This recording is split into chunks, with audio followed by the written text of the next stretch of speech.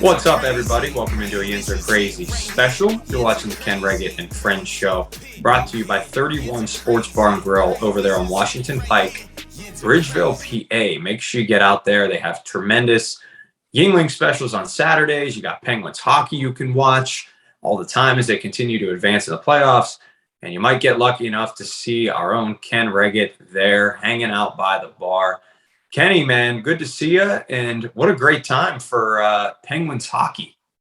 It's been really exciting. The Penguins, going into this series against Rangers, underdogs in itself, and knowing the urgency that we need to win games and win playoff rounds, and to see what's happened through all the depth charts of especially goaltenders with the league, and how we're able to maybe take the Vezina winner from the other team.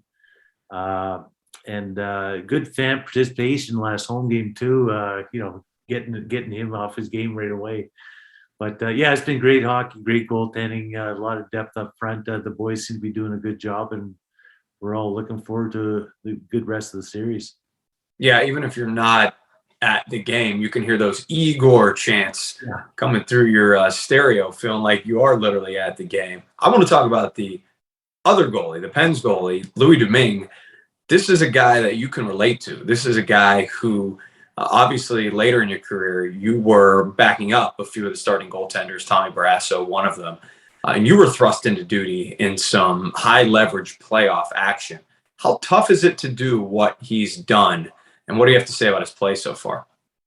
I think his play has been phenomenal. I think he came in game 3 to fill in for DeSmith on the injury kind of last minute, and very tough to do. Third overtime a game and jumping in to win the game, and New York was throwing everything they could at the net, and I think that went in his favor to get a little feel for the puck and start his journey to where we are today. And we had a loss this game too that was I would say very hurtful. A lot too many goals that you'd wanted in against, but but at the same time that kind of lets you know you got to play the game all the way through and keep it ready. We came back home and he picked right back up, and that's very tough to do for any goaltender, and was very impressive. So I think he's doing a super job. Everything that's been asked for him or from him to do, he's been doing.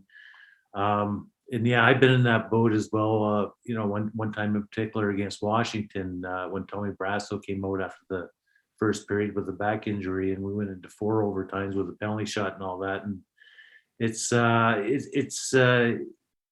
that's your job as a goaltender, as a backup goaltender, is to make sure you're ready. And one thing we did learn, or I especially learned in '92 playoffs, when we did win the cup, and that was all us guys that were not playing a regular shift. Those guys, because of the amount of games as it gets later on playoffs, they get a day off here and there, and justly so. And us guys that didn't, they're opening the doors and helping out, verbally or just on the bench or sparingly a shift here and there. The one thing that we don't want to do is, in anybody for that matter, is to embarrass yourself. So you really want to make sure you're ready. Rick Cahill, Barry Smith were the assistant coaches were great.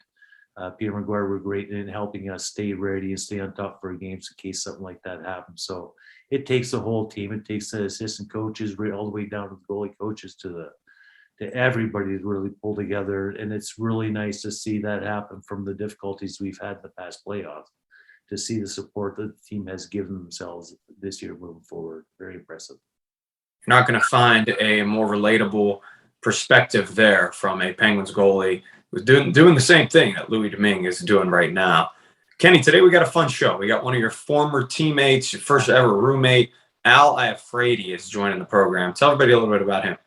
Yeah, Al and I was drafted, and we're going back to the early 80s, and I was drafted and finished my junior route, and he was kind of fast tracked on the way and got to be a first rounder, and they saw 2 young guys show up in the NHL that they showed a lot of faith in, and they put us together in a room with our Asian brother, and that's where the story starts. And just been great friends along the way. We lost track a little bit, but we've come back together, and great guy, great stories, and great stories about growing. So it's a great show. Can't wait to have him on. We're going to have him on in just a few minutes here. But first, we want to talk a little bit more about 31 Sports Bar and Grill. What a more perfect time than to get there, watch some Penguins hockey. Heard you got the deck back open. The sun is out. All good things, right? All good things. I got my first sunburn as well, so we're off. But yeah, we got the weather's starting to turn a little bit now, and it's getting a little warmer. And we have the deck open 5 days or 7 days a week now. We have a new summer menu for the deck, so come on out, enjoy some nice, refreshing salads and some drink specials as well. They're more in tune to the summer weather and refreshing. And again, you get to watch Penguins play and stop in down. You never know who's going to show up. Got a few of the guys that pop in on occasion. I'm always there and hiding in the background somewhere. You might not recognize me because you used to see me there. That's all. It's a good point, actually. You're just the mascot at this point. Yeah, I can go anywhere. Well, you're going to go on the show today. We're excited to talk to Iafrate in just a few moments here, coming up on the Ken Wregget Friends Show, brought to you by 31 Sports Bar and Grill, 1020 Washington Pike, Bridgevale, PA. Get out there, enjoy the deck, some sunshine, cold beer, Penguins hockey. What else do you need in this world? That makes for a perfect day and a perfect place to be. And that's Pittsburgh, and stop by anytime. And let's go Pens. Welcome back in. You're watching the Ken Wregget Friends Show, brought to you over here by Yins Are Crazy, yinsarecrazy.com. And of course, 31 Sports Bar and Grill. Head there in Bridgevale, PA. Watch the Penguins continue to kick some ass. It's been an exciting series against the Rangers so far. And obviously, we hope this playoff run continues. Today on the show, good buddy of Kenny's. He was a defenseman from 1984 all the way to 1998. Hard-hitting slap shot and heavy metal king, I've heard. Al Iafrate is joining us today. Al, what's up, man? Hey, how you guys doing? Thanks for having me. It's been a long time since I've talked to my man Mikey here. It's been, I think the last time was when you guys were winning the Stanley Cup, beating us. Tell me about this nickname. Oh. You want me to start that one? Yeah, we got to. I mean, can you give us at least a hint? Yeah, no, it's you always ask me what my nickname or whatever it was, and I said never really had one, and everybody just calls you Regs or whatever. But back in the good old days when we first came into the league with Al, and I came into training camp, I think about 193 pounds, and by the end of training camp, I was over 200, and Bill Lego at one point, he was skating around and he had a donut tied on a skate string to a hockey stick, like the cart and the donkey type of thing. And they kind of nicknamed me Mikey because I put some weight on, and that was a Mikey Life commercial, Mikey Eats Anything, and that name's obviously stuck with me, Al. Thank you. Wait, like Mikey likes it? Yeah, give it to Mikey. He'll eat it. He likes everything. I'm even old enough to remember that commercial. Okay, yeah, as a Mikey myself, I guess we got two Mikes on the show today. Then, so listen, before off air, we were talking about how you guys developed this relationship that obviously goes back a few decades now. Because right when you both entered professional hockey life, you guys were living together, you were rooming together. So your first real taste of the professional world was side by side. Al, tell us a little bit about starting off in this relationship. Well, I mean, for me, I was basically I was kind of out of midget hockey, and then I went to a tryout to try out for the Olympic team when I was 17, and I made the first cut, made the second cut, went to the sports festival, which was where they basically had like the last 70 guys, and then made that cut and went to a camp and then made the team. And so I went from midget hockey to being on the Olympic team that was going to tour around the world before the Olympics, and then played in the Olympics sparingly and played sparingly during that year, and got drafted by Toronto, and then played 6 games of Major Junior A, and then was playing in the NHL. That happened really quick, like in a year. All of that happened, and so I was kind of green for sure. I was definitely a mama's boy, like the youngest guy of an Italian family, pretty much is like being a pharaoh. So it's pretty good. But when it comes to real life, it's not so good because, you have to learn how to get off the bottom of the pile for sure. And, Kenny was somebody who was drafted by the Leafs and Memorial Cup champion, right, Ken? Well, we went to the World Cup Or final. Memorial Cup finals. Yeah. And then, so he had quite the reputation. And, I don't know how, if it was by design by the team, but then we ended up being roommates because we had the same agent. I like to call him Rip Me Off Ricky Curran, but we had the same agent and they put us together and, we roomed in training camp and I looked up to him because he was an older guy and just he's got a quiet, fierce competitiveness about him that is obviously why, he's a Stanley Cup champion and came up big when he needed to, when Pittsburgh needed him in the Stanley Cup finals there, so it's just something that as a young guy, really green, not knowing anything about the NHL, because back then it wasn't like you had agents when you were 13, like a couple months before I was getting drafted, Ricky called my mom and dad and wanted to have a meeting and they were like, you're probably going to be a first round pick. And my dad looked at me and he was like, wow, you must be pretty good.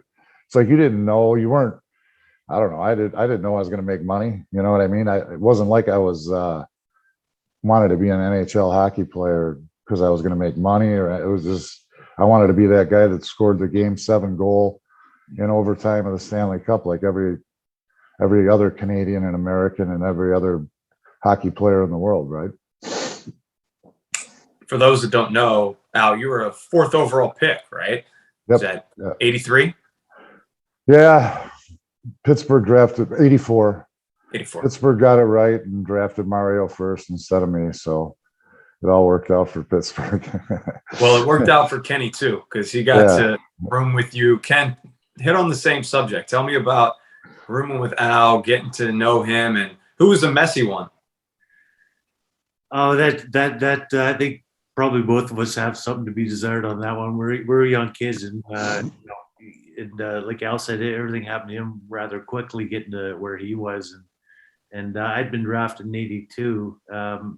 So when I played my junior out, then I got up there and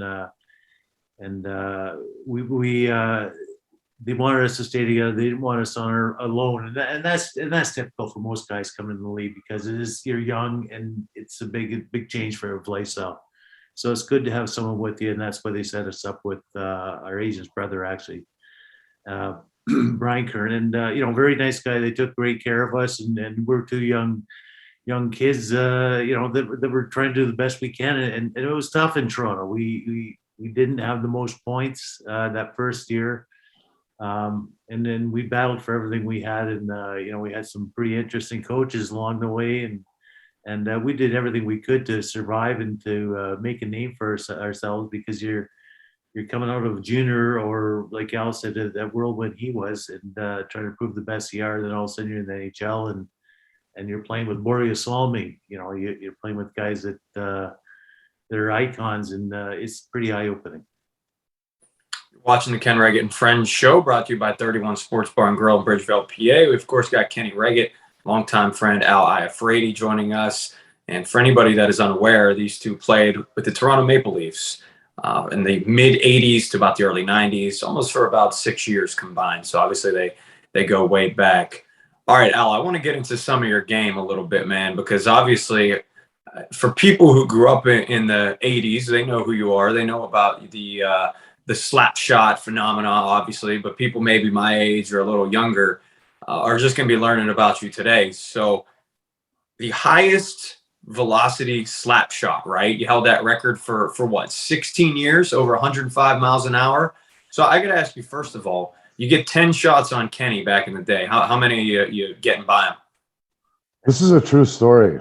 I mean, he helped motivate me because I would sit there after practice, because back then, our training camps, we'd skate. We were on the ice probably at least 4.5 hours a day. and then there was some off ice stuff because they could skate you as long as they wanted. And you would do double sessions, for 2 weeks. And then, training, you didn't play your first game till like 21 days into training camp or something crazy. And then you'd play 10 of them exhibition before the regular season. But having said that, me and Kenny, we were transplanted there, living at the Westbury Hotel. You walk down the street, go to Maple Leaf Gardens. And after practice, I would just take slap shots. And I remember one time, Kenny takes his helmet off, takes his glove off, drops his stick, puts his hand behind his back, and I'm hitting the puck as hard as I can. He's like, "You're a fucking first-round draft pick? That's as hard as you can shoot?" He was laughing at me, and I was like, well, I thought I had a pretty good shot, but I guess it's really not that good. So, I guess to make a long story short, it wasn't like, God touched me and said, "You're going to shoot really hard," or "You're going to skate really fast." Those are things I really worked at really hard. And I just knew that was going to be part of the arsenal I needed to, be a productive defenseman in the NHL, because I had an offensive flair about my game. I like to take the puck and rush with it, like to shoot the puck. But obviously Kenny, tuned me into the fact that my shot wasn't that good. So I figured I had to work on it a little bit. But it was something that gradually got better and better, and technology got better, sticks got better, even though I never really played with the composite sticks until until the end of my career, when they were still in their infancy and not very good. And the wood sticks got better and better. And then once I figured out what kind of curve and things like that, my shot just kept getting better and better and better as I got older and stronger and faster. Kenny, you remember those stories? I do. Al, I tell you, he was they came up to ask me one time, short before the All-Star game, and Al was going. They said, I don't think Al, maybe you weren't going that year, but they said, you were, but they said, "Who do you think has the hardest shot?" And they brought up Al McGinnis, and I said, "I think Iafrate does." I said, they said, "Really, why?" And this was before he won anything. And I said, "He can really shoot the puck. He makes the puck look small when he shoots it." And about the glove story and all that, now he's a guy that worked on his skating, worked on his shooting. And I remember one time he came down and he let one go in the high slot, and he caught me up high here. And it hurts. It hurts. It really hurts. We don't have the padding that they have now. And I was kind of upset. And I went to Al. I said, "You gotta watch where you're shooting. Or you're gonna fucking kill. You're gonna kill me." And so I kind of knew what he had there. And Al is, with his whirlwind, why he got going like he did is because he did have all those skills. He was an unbelievable skater. I'm not just saying that. Johnny Bauer's, I don't remember this, Al. Johnny Bauer's daughter, it was a Saturday morning, I believe, or it might have been a Sunday morning. She was a power skating instructor. So they had her on the ice at center ice, and we were all kind of lined up on the bench type of thing. And they had Al race her once around the ice behind the nets. He just kind of slid the nets in up to see who would win. So Al skated forward and she skated backwards around, and she beat you by a third of the length of the lap. She was that good. And Al was he was the fastest skater we had on our team. And he just worked with people like that, and he got so much better. And it's why he was a first-round draft pick and did as well as he did, both with shot and skating, and just a great team player all around. Al, we've talked to a lot of people on this show, former teammates of Kenny, and a very popular question that comes up all the time is the evolution of the game. Always interesting to hear somebody's take that had played a few decades ago. Gone are the days kind of smoking cigarettes between intermissions and, guys obviously roughing people up the way defensemen used to do. I'm talking about Al Iafrate, of course. Is it just a natural evolution of the game kind of at this point with, a little more, I guess, injury history and science and data coming up? Or is it just a little softer, man?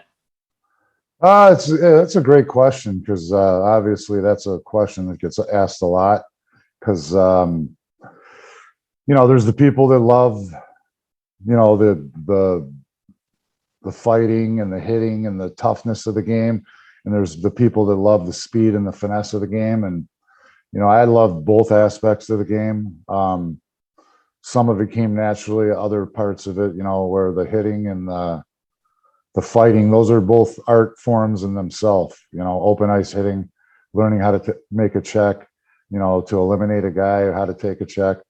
Having said that, I think ultimately it goes back to it's a really fine line, and I think every era has its great attributes and its attributes that people, I guess the cons, the pros and the cons, the con attributes where people aren't as excited about them. But if you look at the history of Stanley Cup championship teams, I don't care what anybody says. Even the most skilled teams like Pittsburgh, when I was in Washington and we couldn't beat Pittsburgh, in the first year they won the cup, we had them down 3-1 in the second round. And ultimately the best team's going to win, and they were the best team, and the 15 Hall of Famers that are going to end up being from that team, or those two teams that won the back-to-back cups, speaks for itself. But they had a tough team as well as a finesse team. Edmonton, one of the toughest teams in the league. Anaheim, one of the toughest teams in the league. Detroit, one of the toughest teams in the league. And that isn't always just about the fighting. That's about, like, I've probably played 100 games against Steve Yzerman. If you were going to get a clean shot on him, you weren't going to, I mean, sure, you might have to fight Probert or Koser or McCarty, but you were probably getting stitches too. There's guys like that survive because they knew how to survive, and they're fierce competitors. And toughness always isn't about a guy fighting. It's about the willingness to, take a hit to make a play, block a shot with your face, whatever. So that word is kind of misused sometime when they talk about they're not a tough team. But, and I believe that a lot of that is learned as well, because I remember like in 94, 95, this whole town wanted Steve Yzerman's head on a platter. They wanted him gone. You know what I mean? And then, because you always hear, oh, leaders are born, but leaders learn how to lead as well. Some guys are born with it, but he learned how to be a great leader. Once Scotty made all the changes and got the personnel in there, and probably had his talk with him that, you learn how to play better in your zone and we'll win Stanley Cups. Don't worry about 150 points, get 100 points, and learn how to play a little bit better in your zone and we'll win Stanley Cups. And lo and behold, he's one of the greatest leaders of all time, right? He'll go down as that. And, to get back to your question with the finesse, I love the finesse part of the game because that was my game. I was a offensive defenseman, but, there's something about me too that, would want to try and split the D and, thinking I was Superman.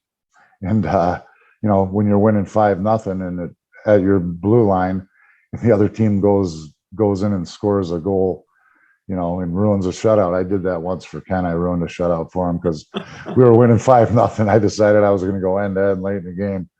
But, I think every era has a well balance of toughness, team toughness, and I guess the approach to the game mentally and physically, and not as much as the fighting, but the finesse.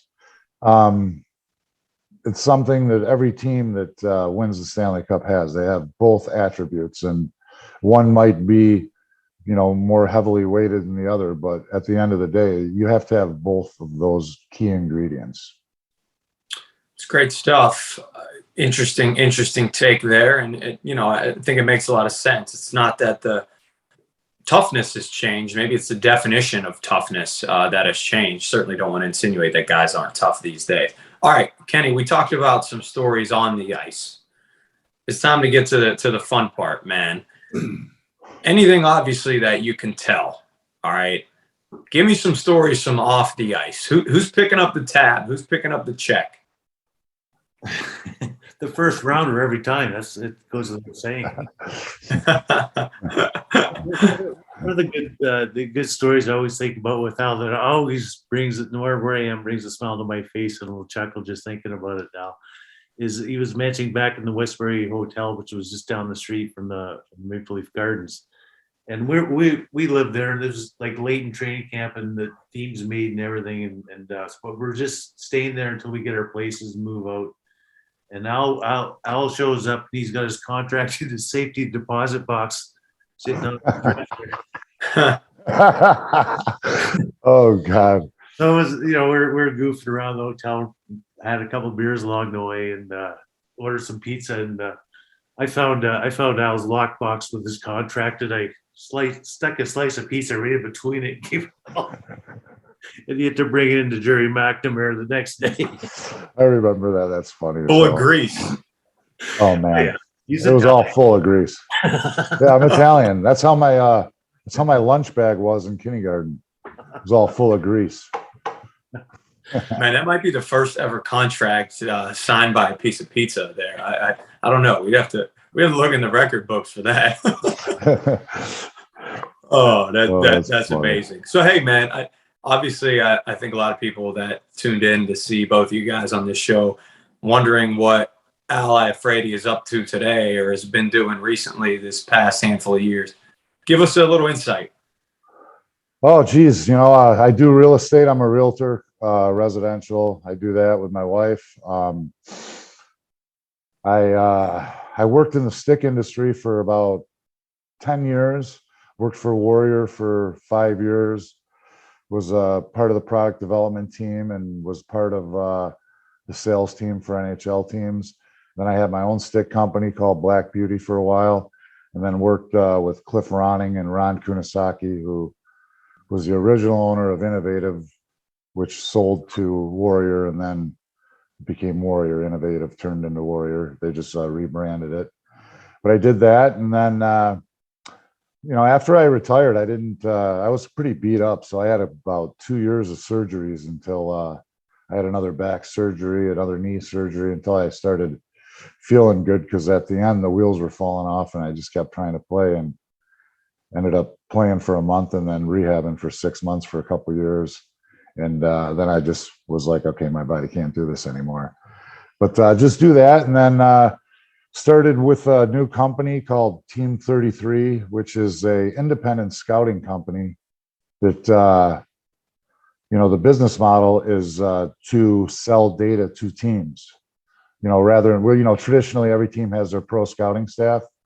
This is a whole different system where it's incorporated with the RinkNet system that all the NHL scouts use and all the teams use, but it's a whole different grading scale, and it's more of an enhancement to what they already have. It's not like a threatening thing where we're trying to take over, scouting or anything like that. It's where I scout one team. So rather, traditionally if I'm a pro scout, I'm watching 8 teams.